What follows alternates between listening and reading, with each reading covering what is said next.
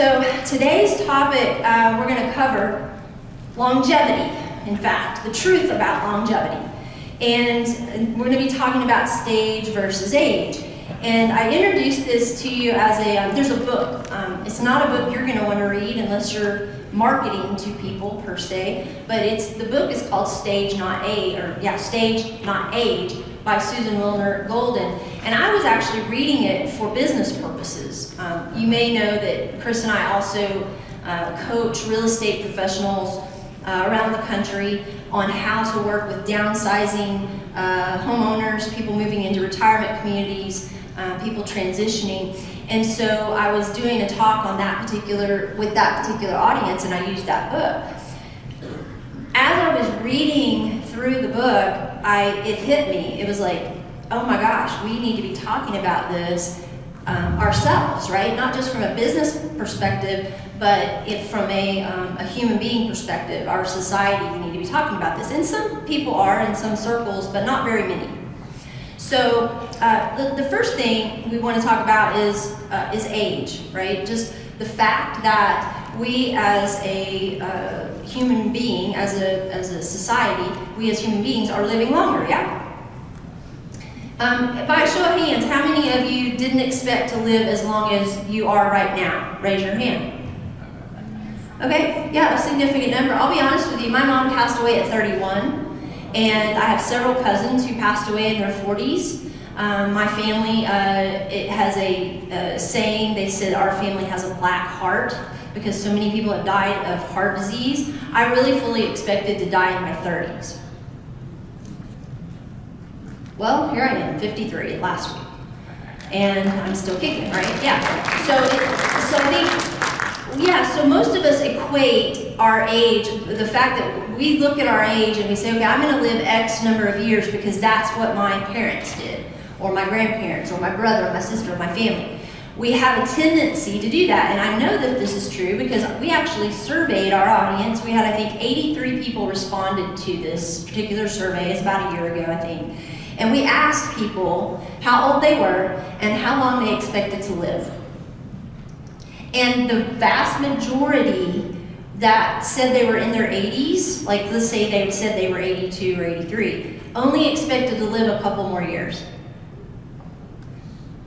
Statistically, we don't think we're going to live beyond a certain age in our mind. Well, guess what? We can throw that out the window because we know that there's a significant number of people in the world and in this room that are going to live a much longer life than they ever anticipated.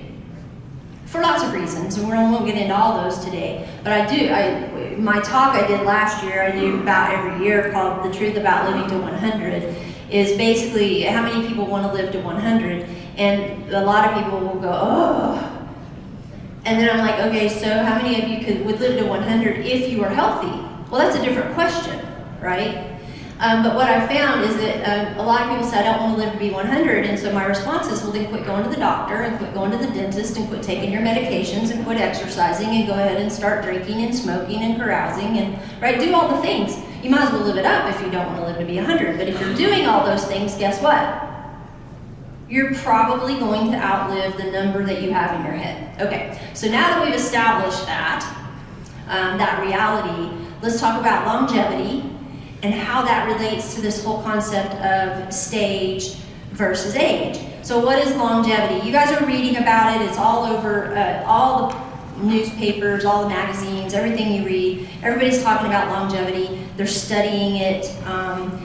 In fact, when you read about Alzheimer's research or Parkinson's research or any of the particular disease processes in their research, they're talking about how they can cure it. And when they're talking about how they can cure it, guess what? They're also looking at how to cure aging. Did you know that they're trying to cure aging? Call it cure it, call it reverse it, right? But what they're trying to do now, and there's literally research departments at universities and in pharmaceutical companies right now, there are people in labs who are doing research on lab animals to see if they can reverse aging. In fact, there's a drug out there, I believe it's erythromycin, that has been shown to reverse aging in mice and I forget what the other species, the other animal was, but they have basically shown that they can almost, and when I say aging, let's talk about what I mean by that. Okay, so aging. What is aging? Aging in aging research is defined as a progressive loss of physiology or physiological integrity leading to functional impairment and an increased likelihood of death. What does that mean? Our bodies are breaking down starting at age 20, roughly, about age 20. We grow and we develop and our bodies build up what it needs to build up to survive. For what purpose? Reproduction. And then after age 20, our bodies start to decline. Isn't that fun to think about? Right? So when someone says, oh, I'm aging, well, guess what? Pretty much all of us are after age 20. So as our bodies begin to break down, they said, you know what? We can stop that from happening. Wow. If you can stop that from happening, then we can keep from having a lot of the disease processes. So we're going to live longer. Okay, great. This all makes sense in a minute. So then let's talk about longevity. So you have longevity. What is longevity? The length of the lifespan, independent of the biological aging process. Longevity is influenced by 3 things: genetics, environment, and lifestyle. So what they've said is that genetics plays, now they're saying genetics only plays about an 18 to 20% part in how long we're going to live. Hence the reason I have outlived what the number was in my head, right? Genetically, I probably shouldn't have lived as long as I'm living now. But the fact is, there are 2 other factors, environment and lifestyle, that play a part in that. My mom smoked. And my mom was a young person in the 60s and 70s when birth control pills first came out. She used birth control pills combined with smoking, they know increases the risk of cardiovascular disease. So guess what? I don't do those things. So environment trumps genetics in many cases. So if you do the right things and don't do the wrong things.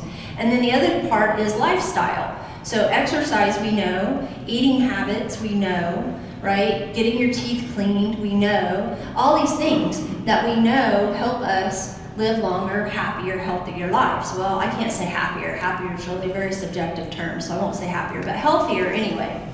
All right, so what is life expectancy? Oh, by the way, longevity, guess what? Our lifespan, what is the longest that anyone has ever lived? Does anybody know?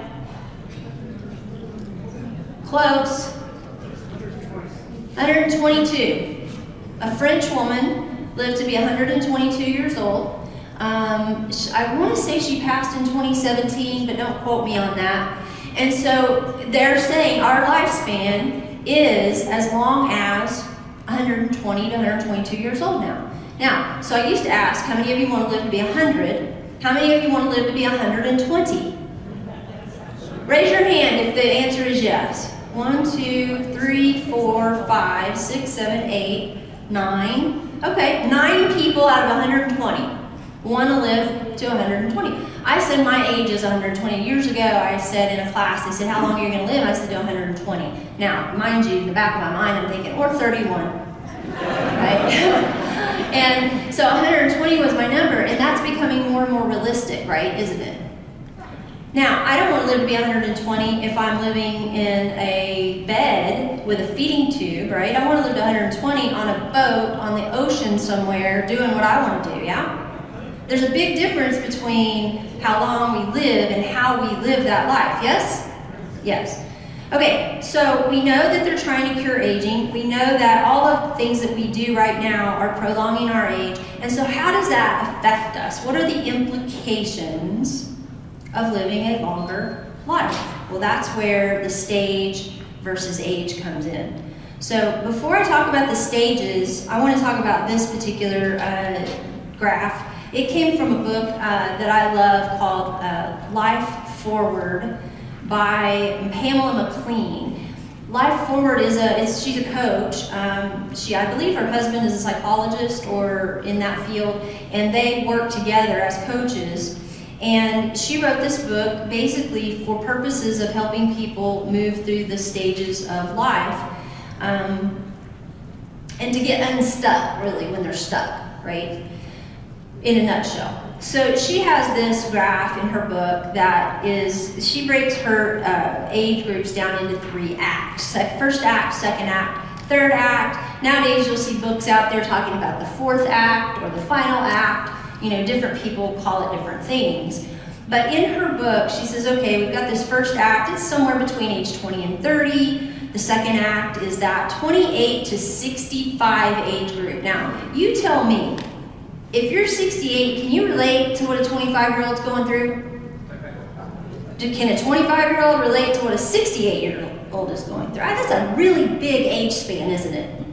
And then her third act is age 60 to 95. And I'm like, wow, 60 to 95. How can you put that in the same bucket? How can you know, it doesn't, to me, it doesn't make sense.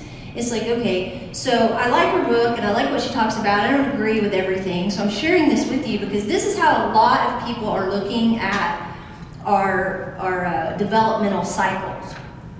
So she says, okay, during your second act, you have what she's calling a midlife crisis. Early on, kind of a redefining of yourself from this is what everybody wants me to do and this is what I want to do, and so shifting those life priorities a little bit. And then later in that second act, toward the end of the second act, she says we have what's called a repurposing crisis, where we go, okay, now what we're doing is we're not reevaluating necessarily our persona or who we are, but we're redefining our priorities about what's important. And I'm in that phase now, I would say, right? In my 50s, what I'm realizing is that there are some things that I thought were important early on in my career that are really not that important, right? The things that are important to me now weren't necessarily the same things that are important to me earlier in life. Now, the third act, she says, is called a recasting crisis. And this is where she says the soul is free of roles. In other words, we're no longer attached to a title at our job. We're no longer attached as a mom or a wife or a husband or a CEO or whatever that is. We can define our role however we want to. Okay, now here's the challenge with that. A lot of people, when they get into that third act, do not redefine their roles. A couple of things happen. Either they're living in their old role, they don't know how to detach from who they used to be, or maybe they've detached from who they used to be, but they don't know who they are now. And they're lost. And they're feeling a little bit stuck. Okay? So, like I said, her book is designed to help people kind of navigate that journey, and it's really an excellent guide. It's not, I wouldn't say it's 100% great, but it's 99%. Okay, so I come across this book called, what I told you, called Stage, Not Age. And in this book, now keep in mind, this is a marketing book. This is designed for business people who are marketing to the retired demographic, mainly people 60 and older. And her focus is on how to do that more effectively. And when she says more effectively, she's not one of these marketers. She's an academic, first of all. She's not saying, hey, how do I go out and get more business? She's saying, how do I connect with and identify with and do a better job of serving that particular audience? And that's why I like her. It's not about how do I get more, how do I get more business. It's about how to do a better job of connecting with your audience. So that said, she breaks it down into what she calls the 5 quarters of life. Now, how many of you know that 5 quarters doesn't make sense? Okay, me too, right? She admits that in her book. It's funky math, I get it. But she says, you have to have this, everybody's talking about the 4th quarter. She says, but what about the 5th quarter? And the 5th quarter is really what she's calling those bonus years, the extra years. And those extra years might be 100 plus, like living to 100 and then beyond, or it might be somebody like me who says, I thought I was only going to live to this age, and now I'm living to this age. What am I going to do with those extra years? And a lot of people are not doing anything with them. They're stuck. Some people are doing a lot with them. Like they have totally made the most out of those extra years, and they're like, yeah, I've got extra time on my hands. I'm going to go reinvent myself. There's, different people do it differently. So she says, as a society, we've got these extra years, and what's happening is that marketers are putting everybody in the same bucket, right? They're putting everybody in the same bucket. And so when you look at the chart I gave you from McLean, if you look at that, everybody 60 to 95 is how marketers are looking at us. Old, decrepit, worn out, no purpose, I've fallen and I can't get up, right? That's the marketing message. And what she's saying is, there's these extra years, and during these extra years, people are doing a lot of interesting things with them. So she takes it a step further, and her group, her research group, I believe it was at Stanford, came up with 18 different life stages. 18. And not 4, 18. So the first 4 are in the growth phase of life, so starting out, growing, first launch, and experimenting. Right, that's in that early launch, as a young adult, and kind of going, okay, who am I going to be when I grow up, and working toward that. The second phase of life she calls career and family, and during that phase there are 5 different things in that particular category. I guess I have it right here. I'm going to squint at my screen every time. Continuous learning is one of them. Developing financial security, parenting and family, caregiving, and optimizing health. Those are kind of the first, the categories that she says are that middle age group, if you will, right? And then the next rung on the ladder is what she calls it used to be the retirement phase of life, and she's saying that no longer applies. No longer applies because if you retire, if you will, at, say, age 60, 65, even 70 now, you probably are going to have bonus years. And so she's saying, instead of saying this is retirement, let's call it reinvention. In fact, she says, let's call it re-everything. Retooling, redefining, reprioritizing, repurposing, re-everything. And she says, in fact, there are several different things that people do, and she lists these out. And I thought this was interesting, and I'll share them with you, because I'm not recommending a book, like I said, unless you're planning to go out and use it to market to people. So I'm just going to give you a little bit of the cheat sheet that she provided. So what is repurposing? What is that? We'll talk about that. And then also, well, you know what? Let's do this first. I'm going to go through this first. So here's the 5 quarters, if you will. And what she says is, at any given time, we could be straddling different stages that fall under different, times of our life. In other words, some people are caregiving in their 20s and 30s, right? And some people are repurposing and retooling and having to relearn something and get a new job in their 20s and 30s. But some people don't have to do it until, like my dad. My dad, he got laid off before he wanted to retire, a little bit before age 70. He didn't want to retire. They made him retire. He worked for an oil and gas company, and he did. But he said, you know what, Nikki? He said, I don't want to sit around and do nothing. I'm going to go out and start a new business.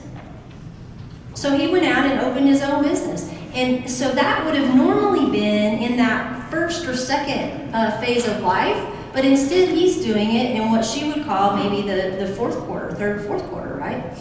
So some of us are going to have our feet and we're going to be dabbling in different stages that fall under different categories, which is what I love about the fact when somebody comes to me and says, hey, Nikki, I'm starting a new career. What advice do you have for me? And I'm thinking to myself, gosh, you're 20 years my senior and you're asking me for advice. Well, the reason they're asking is because they're going back and they're going, okay, I missed some years here in development. I didn't learn what I need to do to start a business because I've been doing the same thing for 30, 35 years. And conversely, there are things that I need to learn that someone has already learned that is 20 years my senior, so I get to go ask them, right? So we're collaborating with intergenerational knowledge. Unlike any time before in history. It's always been unidirectional, hasn't it? The more experienced or more seasoned or older you are, tended to pass information on down to the younger audience. Now what's happening? The younger audience is now teaching us things, aren't they? Much to our chagrin. So what's fun about that is that age really isn't relevant, is it? Age isn't relevant. It's about knowledge, and it's about life experience, and it's about what it is our goals are, and it's which direction are we looking. So I love this because in her book, in the Stay Not Age book, she talks about 3 different people, and she kind of uses case studies, and they're all 75 years of age, the 3 people. But they're all in very different stages based on their life circumstances. One of the persons is 75 that has a lot of health issues, and so her focus right now is on health management. Whereas one of the 75-year-olds is starting a new business, and one of the 75-year-olds is raising grandchildren. We're all in different stages. It's irrelevant what the age of that person is. So I'm going to go back to what I was going to say before here, and that is, what does this reinvention phase look like?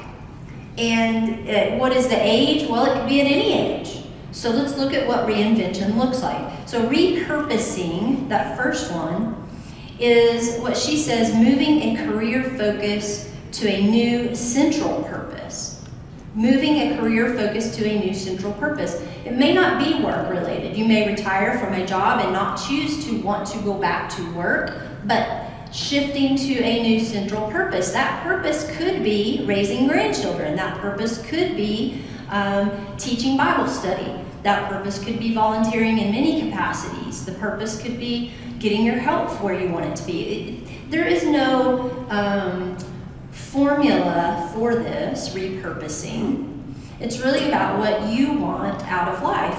The next one is relaunching. She says a lot of people are relaunching, and she calls that doing all the activities that allow you to start a new part of your life, like learning. And so some of you may be sitting in this room, and that may be where you're at. You're relaunching, right? You're relaunching either a business or a relationship or anything. So what I love about this is this repurposing and relaunching. She talks about purpose a lot, and it's just coincidental. Well, there are no coincidences, but to me it was an aha moment when I was putting this together, that the next topic that we're presenting here in February, we'll have a panel, and it's on, are you going to, so I think it's what is it, the truth about living your purpose at every stage of life, right? Am I right on that? Yeah. And the whole purpose is to talk about, am I going to work? Am I going to volunteer? What am I going to do? What is my purpose after official retirement, whatever that looked like for you? And so it's just kind of interesting that it aligns with what she talks about here. And then the villages, their very next senior life skills learning in I think it's next week, right, Steve? Next week is on purpose. And they have a doctor of osteopathy who's delivering a talk on purpose. And so learning how to get older, Marilyn Olson will say, we're all getting trained on how to get older. But for purposes of today, we're really not learning and getting trained on how to get older. We're really learning and getting trained on how to move through to the next stage of whatever my life looks like, regardless of my age. Then she talks about, let's see, this next one, resetting life's priorities. Resetting life's priorities. Recoding a value system to support new priorities and goals. Recoding a value system to support new priorities and goals. I have a family member right now. I won't throw them under the bus, although you know I do regularly throw my family under the bus. This particular family member, I won't do that to. She's struggling right now with her priorities. She's really worried about retiring. She doesn't really want to retire because she's worried that she will be too engrossed in her daughter and her granddaughter's life. And she doesn't know what to do with herself. Her and her husband are very different. They have very different lifestyles, and so she knows they're not going to spend any more time together. And so she is really having to look at what are the values in my life, what are my priorities, and what am I going to do, if anything, differently. Transitioning. We deal with this all the time. This is what we live. Our real estate world is every day we deal with people in transition. It's usually a housing transition. But as a result of a relocation, people are transitioning lots of things, right? They're transitioning relationships, sometimes maybe going into widowhood. There's lots of transition going on. And the purpose of transitioning in that particular stage is to facilitate the move from one identity to another. Identity. Who was I up to this point? And maybe you were lots of people, different versions of yourself. And now, who am I moving into? Who am I going to be next? Because you're not the same person. And it's interesting to go through that. You know, when someone moves into a retirement community, for instance, they often say, oh, I don't want to move to a retirement community because that means I'm old. Well, that's a choice. But I can tell you there's plenty of people living in retirement communities that are not old. And if maybe they're chronologically, maybe their driver's license says that they're 80-something, but they certainly don't act that age in relationship to others that might. And so, right, Martha? You're laughing, yeah, because you know what I'm talking about. So when people are transitioning, what they're really doing is they're transitioning their identity. An example of this is my Aunt Sylvia. She moved to Spanish Cove years ago at 92, moved into independent living, but went kicking and screaming. She didn't move there by choice. I mean, literally kicking and screaming. My uncle basically said, we're done, you've wrecked the car, you can't live by yourself, you're falling all the time, you are moving here, I don't care what you want. And they moved her there. And she hated it. Not because it's a bad place to live, it's like a friggin' Shangri-La. It's like there's everything you could possibly want. And I walked in one day and I sat with her. Some of you have heard me tell this story. And I said, how are you doing? I said, oh my gosh, you know, her apartment was lovely. I hadn't been there yet. I'm like, she'd lived there for a few months. This is while we were in Austin still. And I said, oh my gosh, I said, how are you liking it here? And she goes, it's great if you like prison. And I thought, are you kidding? She chose to not change her identity. She chose to sit there and literally waste away. And within a couple of years, she had passed. Not because she had bad health, but because she was unwilling to transition. Does that make sense? To the next phase of her life. She had lots to give. Oh my gosh, my Aunt Sylvia was amazing. She's part of who I became in my life was because of her. She was feisty. That's what somebody would say. She's feisty. I liked her because she had an opinion and she didn't mind sharing it. But then as she sat there in that apartment and just wasted away, my heart hurt because that was not the woman I knew her to be. And so I say that because transition is, I would say, if you were going to highlight one on that list, transition is probably the hardest one, because in order to do all these other things, you have to do that one, right? That's the one you have to do. So then moving into portfolio, these are a little different, these last three. Portfolio, Susan Molnar Golden says, is people who have short jobs that are not necessarily long-term careers, but they go from one thing to the next, right? Because they do something, they master it, they get bored, they go do something else, and then they master that, and they get bored, and they go do something else. It's kind of like me. I say I'm a PhD with ADHD. Right? They're like, what do you study? I'm like, everything. What's your PhD in? It doesn't matter. I study everything, right? Because I can't pick one thing to study because I'm too interested in too many things, right? So I'm a portfolio person. I go from this to this to this because I like it all. And that's who I am, and I'm very clear about that. So is Chris. It drives him crazy. Renaissance. Renaissance, she defines as a revival of or renewed interest in something. A revival of or renewed interest in something. So maybe you go back and you go, you know what, I never finished that degree, I'm going to do it. Or I never finished writing that book, I'm going to do it. Or I've always wanted to make glass art. I've always wanted to study Spanish or learn a second language, right? I've always wanted to, and so I'm going to go back to that, and I'm going to renew my interest in that and do it now because I have time. And maybe even the resources. How many of you know, I know people who go after they retire and get their pilot's license. And they would have done it when they were younger, but they didn't have the money or the time. And so now they're doing it, right? In their 60s and 70s, they're going and getting their pilot's license. How cool is that, right? So there are things that you can do in this stage of life that you maybe couldn't do before, and now you can renew your interest in it. And then the last one on here I think is interesting. It's called sidepreneur. Sidepreneur. And the sidepreneur is, originally she studied women, but this applies to men too. Business owners who work fewer than 20 hours a week on their business. So it's like a side hustle, side gig, sidepreneur. So you start a company, you start a job, you start a whatever. I would say, Martha, you and Johnny might fall into that category, right? Because you guys started that jewelry business with your daughter, right? So, do you work more than 20 hours on that business every week? Not if you can help it, right? So that would be considered a sidepreneur, right? He retired from dentistry, he retired from teaching dentistry to having a jewelry business, right? So now my dad is not a sidepreneur because he works 40 plus hours in his business. So he has retooled and started a full-on business. So now I think this phase of life is the one that most of you, if I had to guess, just knowing the people I know in this room, are somewhere in here. This is probably where your life is, somewhere in here, and the people that you run with. I don't know. But on your evaluation today, by the way, when you fill it out, it's going to ask you to circle the stages that you think you're in. By the way, your evaluation this month is yellow. In case you're not sure which one is the evaluation, it's the bright yellow one. So we can find it more easily. But it's going to ask you to kind of reflect.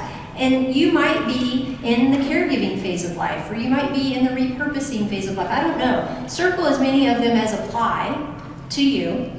And then I also asked on your evaluation, which I don't normally ask this question because it's not very terribly relevant to me, but I did ask it on the evaluation this time to share your age, your actual chronological age. And the reason is because I wanted to put that age side by side as a kind of a comparison with which stages people said they were in. Does that make sense? So for me, it's purely research oriented. That's all. It's not used for anything else other than being able to kind of evaluate these stages that people are identifying. Now there are two more stages under closing that she talks about in her book. And she says, there are the two stages that come towards the end of life. One is legacy and end of life, that she just calls it that. And we've talked about this in various different segments that we've done on end of life issues. And I think it's an interesting thing to talk about today. Because I think we avoid this as a rule, especially in the Western world, right? We avoid this conversation. And in fact, these are stages of life that all of us are going to go through, whether we want to or not, until those scientists come through with their big break and reverse aging altogether, which then they're saying, by the way, we could live to be 1,000 years old. Can you even imagine that right now? Until then, we have this to deal with, right? And we have this to deal with in our own life, but we have it to deal with in the lives of those around us. We lost a really great friend this last couple weeks, Dick Sorgel. And we have an honorary chair right here for him, because that's where he always sat, at that table with his friends. And we went to his funeral service a week ago, last Friday, a couple weeks ago. And I'm not a funeral person. I really don't prefer going to funerals. And I know that sounds weird coming from me. I have a lot of experience with funerals, but it's not my favorite thing to do, I'll be honest. And it's usually because they bore me, frankly. They're usually not terribly personal. They're usually not terribly informative. It's usually a perfunctory ceremony where you show up to give your respects to the family and then you leave, and you really didn't leave any different than when you came. And we're trying to change that, aren't we, Alec? Where are you? Alec, where are you? Raise your hand. Yes, we're changing that, aren't we? We're changing that. So Dick's funeral was different. He was an OSU guy, and I didn't know this until not long ago. He had come up to me and talked to me after one of the seminars, and after he walked away, Ted came up and he goes, Nikki, I don't know if you know this or not, but he's kind of a big deal. And I said, what do you mean he's a big deal? He goes, he's kind of a big deal. And I said, well, what do you mean? And he said, well, he's an athlete from OSU, and he was a coach, and he was a three-time letterman in 3 different sports, and they won state championships at OSU, and he gave me this long, history, and I thought, okay, so he was a big deal, so I Googled him. If you've never Googled Dick Sorgel, S-O-E-R-G-E-L, Google him sometime. He's a big deal.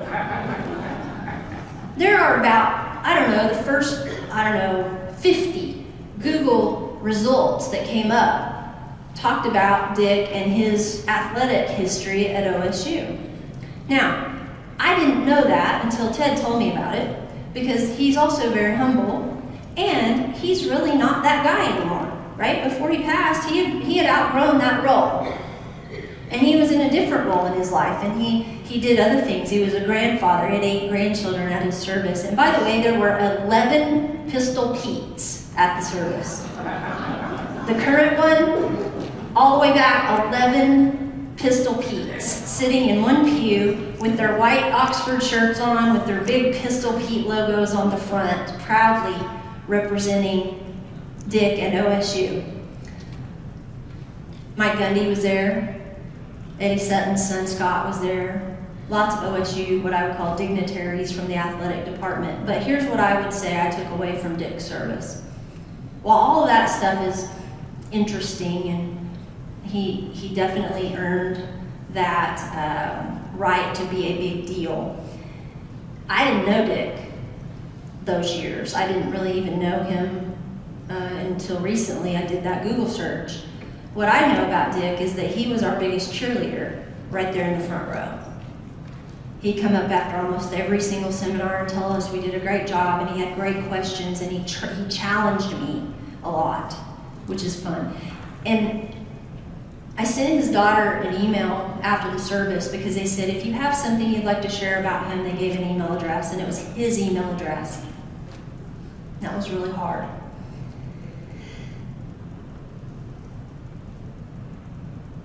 But here's what I took away. At his service, he had his funeral planned.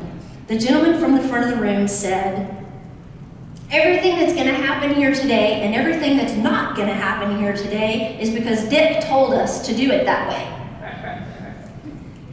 And he had it written out, and he had the order of service, and he had the songs, and he had every single thing for his daughter documented that he wanted to have done. He had it planned out. He had planned his end of life. He even was the one that called in hospice for himself when it was time.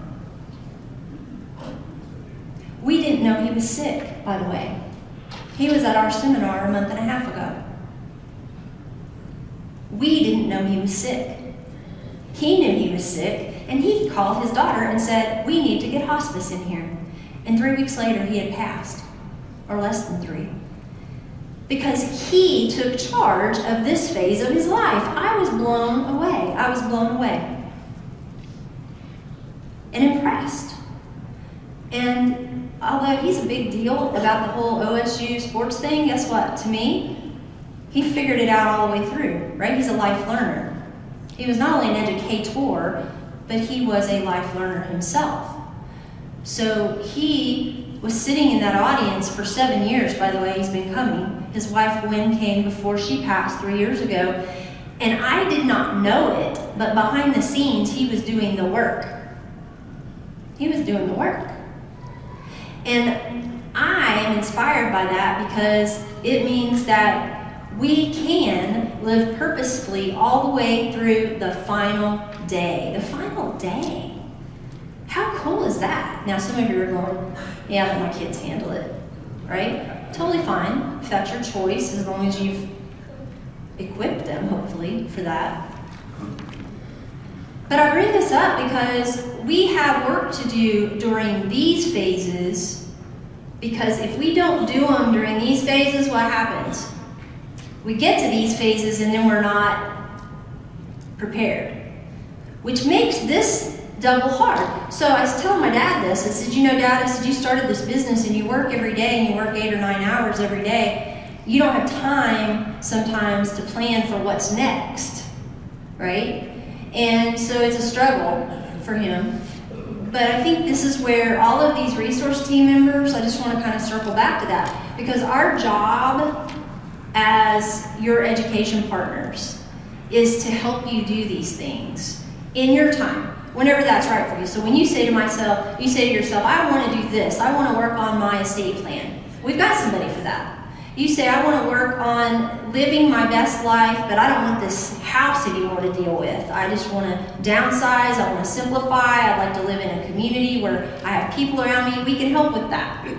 You say, you know what, I want to get my funeral plan in place. I don't want my kids to have to deal with that. We can help with that, right? Our goal, the reason these people were strategically chosen is because we're hoping, we don't know if we have it all covered, but we're hoping that we can help with a lot of these things. Where's Kevin Richardson at? Where's he at? Raise your hand, Kevin. Is he here? He's not here today? Okay, so Kevin is, his cohort is here though, his business partner, back here, yeah. So Kevin owns Seniors Helping Seniors, and this is one of his folks back here. I don't know your name. Josiah, thank you, Josiah. Josiah's here, and they have a business that they hire seniors to help other seniors over the age of 60 with home care needs. And I loved that concept because I said, you know what, Kevin and his team know a little something about helping start people go back to work after previously having retired, right? They know a little something about that. And so, okay, that'll be a good person to have on our team. So what we're trying to do is help people work through these stages and repurpose, relaunch, reset, transition, portfolio. If they're in a renaissance stage, what does that look like, right? And what I love about this is I do a fair amount of coaching with people. I don't call it therapy because I'm not licensed anymore, but it's a lot like therapy, only the positive side of what we do as a coach is you don't look at someone's problem and you don't look at their past, you only look at where they are right now and what their future looks like. Because nothing else matters other than that. If something else matters, then you probably need to see a therapist or a psychologist, right? But if you're in Renaissance, chances are you don't need a psychologist or a therapist. You need somebody to help you figure out where you are right now and where you're headed. And a lot of our folks that are resource team members are really good at coaching people through that. Julie's back here with Concordia. She and Kelly, where's Kelly? Kelly, I saw you, yeah. They coach people through this all the time. Because when people move to Concordia, you know what they want to know? What's next? You can't move in here and be like my Aunt Sylvia. That is not acceptable. You move in here and you figure out, what am I going to do next? Because you still got a lot of living left to do. And so what can we do to help you do that? I love that. I know our folks at Legends do that too. And Villages OKC, that's their sole purpose in life right now, is to help people figure out what that next phase looks like. So I bring all of that up to you, not to give a commercial for them, but to say, if you're stuck, get unstuck. Get unstuck. How do you get unstuck? This is kind of my closing thoughts on this, is how does a person get unstuck that might be stuck in one of those transitional periods of life? And there's no easy answer for this, for sure, but this is what the stage not age lady says, Susan. She says, by far, the greatest predictor of successful aging is education. Now, I'm preaching to the choir because you're all here, so you are life learners. But my guess is you have a neighbor, a spouse, a friend, somebody in your life that is not a life learner, it's not natural to them, that probably needs to learn to be a life learner. And you can help them do that. Invite them to one of these things. Invite them to a support group that Herb leads if they have dementia issues going on in their family. Invite them to your Bible study. Invite them to something, because if we're going to help people get unstuck, we've got to get them out of their chair watching Fox and Friends, and we got to get them someplace watching something that actually affects their life. Does that make sense? Doesn't it? Carol Jean? Yes. Whereas the education stage used to be largely limited to early life or school, then extended into professional life, continuing education, you should now expect education to become a lifelong pursuit, right? We all have to keep learning to figure this thing called aging out. We've got to figure it out for ourselves. We can't figure it, nobody else can figure it out for us. And there are some folks out there in the world, not in this room, on the left-hand side of this continuum. And if you're interested in learning more about this continuum and the full thing, I had a whole bunch of extras of these from a conference I did a while back. And so I put them back there on the table next to the registration. Buckley Realty Group's table has them, I think, in a little stand. I don't think there's enough for everybody, but there may be enough for if you're with a couple, only one of you take it. But there's something called the mindset continuum, and you either have a fixed mindset, you're a low growth mindset person, you have a mixed mindset, or you have a growth mindset, or you have a high growth mindset. All that means is that you're either stuck and you really aren't doing anything to get unstuck, or you don't get stuck. You're always figuring it out, right, on the furthest end. So you're always growing, you're always learning, you're always developing, you're always adding to. And even in those last two stages, legacy and end of life, even in those last two stages, when we're reflecting and we're looking back and we're kind of tying up loose ends, we're still learning, aren't we? A lot of times we learn more in that very end stage than we expected, because that's when families start to talk about things they've never talked about before, aren't they? And so we're still learning in those final stages. And if I had, some action steps for you, which I do, because you can't come here and not have homework, I'm going to tell you there's three things that I feel like this talk, the reason I wanted to give it. Number one, I wanted to demonstrate that many of us are going to have some bonus time in our lives that we didn't account for. And that's going to require us to do a little work, right? That was the first thing. The next thing I wanted you to take away from this, hopefully, was that going from one stage to the next is a process. It's a process. It's not an event. It doesn't just happen. And sometimes, if you're like me, it's a grueling process. I don't like transition, right? I just want it to happen. I want to wake up the next morning and know exactly what to do. It doesn't work that way, does it? It takes work, and it takes figuring it out. And then the last thing I wanted to highlight is that there is no longer, not that there ever was, but I think there used to be more of a predefined path forward, right? You grow up, you go to school, you get married, you have kids, you work, you retire, you play golf for a couple months, and you die. That was it. That's what life looked like. The few people, the very small percentage, got to move to Arizona or Florida and play golf in the sun, and then die. But for the most part, it was predetermined. Now, there is no straightforward linear path. Are you hearing this? There's not one. You get to decide. You get to define it. Your health span will largely dictate how much you can do and how rapidly you can do it, right? Depending on your health and things like that, of course. But even in light of a health issue, you get to choose. You get to choose how you look at that. You get to choose which path you want to take. So today, I want you to evaluate for yourself, what's your stage right now? What stage are you in? Embrace whatever stage that is. And I struggle sometimes because people would rather be doing something else than what they're currently doing a lot of times. I wish I were doing this, but instead I'm caring for an aging parent, or a disabled family member, or an addicted child, or I'm caring for somebody. and I'd really rather be doing something else.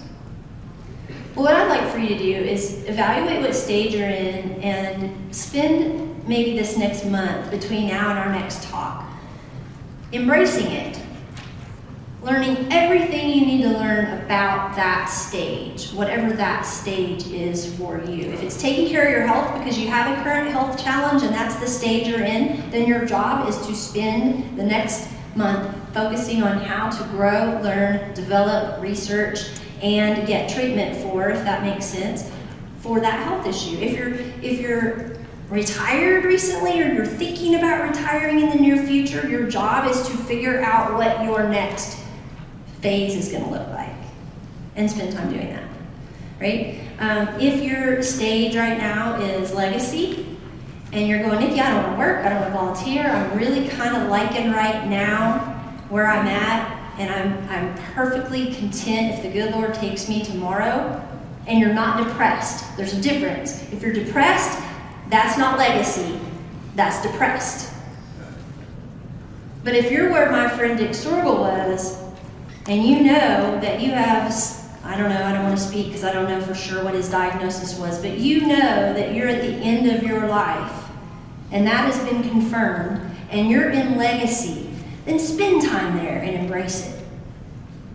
Wherever you are, embrace it. That's your homework. Does that make sense? So write it down, circle it on your eval so we know where you are, because we want to support that as well.